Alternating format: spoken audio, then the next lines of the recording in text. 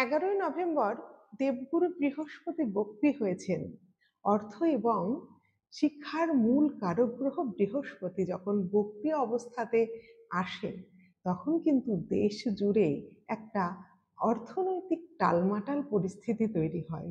ঠিক সেরকম আগামী 4 মাসের জন্য দেশ জুড়ে বিভিন্ন ধরনের অর্থনৈতিক সমস্যার তৈরি হতে পারে, কোথাও বা ভালো কোথাও খারাপ।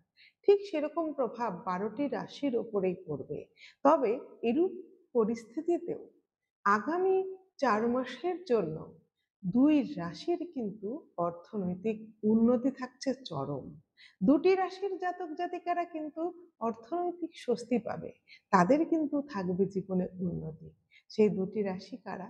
এই 2টি রাশি হলো মিথুন রাশি এবং কন্যা রাশি। মিথুন রাশির 2য় স্থানে অর্থাৎ অর্থভাবে বৃহস্পতি বক্রী হচ্ছে, সেই কারণে উপার্জন কিন্তু বৃদ্ধি পাবে এবং এই মিথুন রাশির হঠাৎ অর্থপ্রাপ্তি এটা কিন্তু হতে পারে, থাকতে পারে ফাটকায় লাভ। আর যেটা হবে সেটা হচ্ছে কন্যা রাশি।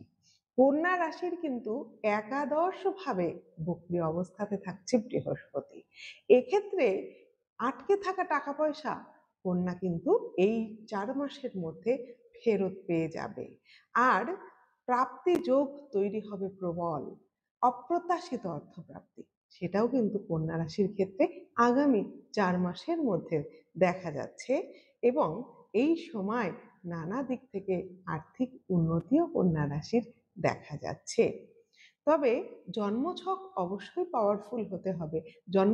ছকে যদি কোনো বাধা থাকে সেই বাধা কিন্তু আপনাকে কাটাতে হবে, বিভিন্ন রকম উপাচার করতে হবে, তবে কিন্তু আপনি আরো ভালো থাকবেন। আর এই সম্পূর্ণ বৃহস্পতির কৃপা পেতে গেলে আপনাকে এই সময় হলুদ রঙের পোশাক বেশি ব্যবহার করতে হবে এবং নিয়মিত বৃহস্পতির বীজ মন্ত্র কিন্তু পাঠ করতে হবে। তবে আপনি আরো ভালো থাকবেন, আরো বেনিফিট পাবেন।